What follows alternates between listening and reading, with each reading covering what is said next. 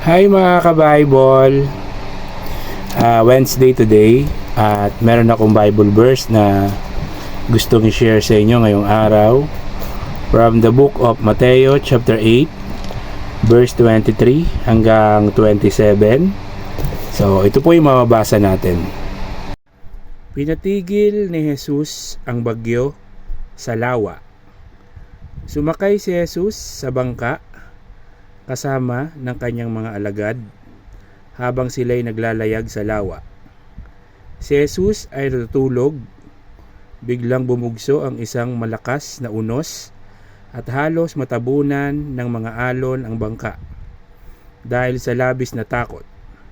Si Jesus ay nilapitan at ginising ng mga alagad, "Panginoon, tulungan ninyo kami. Lulubog tayo," sabi nila. Ngunit sinabi niya sa kanila, "Bakit kayo natatakot? Napakaliit naman ng inyong pananampalataya." Bumangon siya, pinatigil ang hangin at ang mga alon, at bumuti ang panahon. Namangha silang lahat at sinabi, "Ano kayang uri ng tao ito?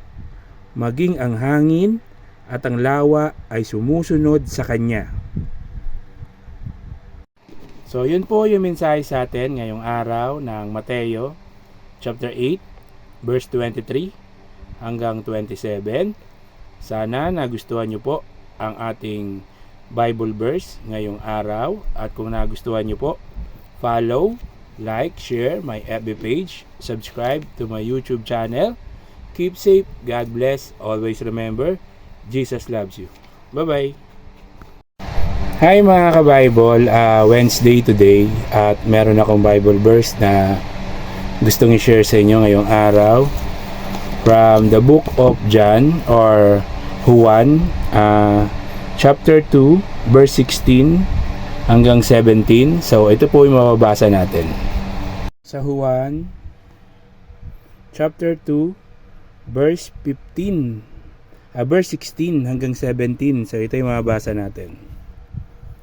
Ang lahat ng nasa sanlibutan, ang masasamang nasa ng laman, ang nasa ng mata, at ang pagmamalaki sa mundong ito ay hindi nagmumula sa Ama, kundi sa sanlibutan.